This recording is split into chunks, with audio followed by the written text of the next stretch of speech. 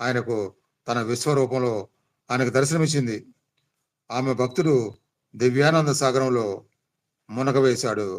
ఎక్కడైతే ఆ మహాత్ముడికి దివ్యానుభూతి కలిగిందో అదే స్థలంలో అదే జగన్మాత రాతి విగ్రహం సజీవ రూపం దాల్చి నాతో మాట్లాడింది.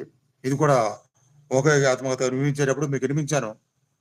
రామకృష్ణ పరమహంస లాగే యోగానంద గారితో కూడా ఆ రోజు ఆయన 5 గంటలు ధ్యానం చేశారు. 5, 6 గంటలు కంటిన్యూగా కాళీమాత నీ సమాధానం వచ్చే వరకు నేను చేస్తానని 5, 6 గంటల్లో ఎన్నో సార్లు మనసులో ప్రార్థన చేశారు, కఠోరంగా చేశారు.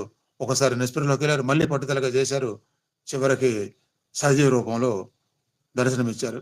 ఇప్పుడు కొందరు ఇలాంటి విని చదివి అయితే నేను కూడా అలా చేద్దామని ఒకరోజు చేద్దామని ఒక రోజులో నా జరిగిద్దామని కత్తి పట్టుకొని ఇంకోటి చేద్దామని చేస్తే అది నటన అయింది.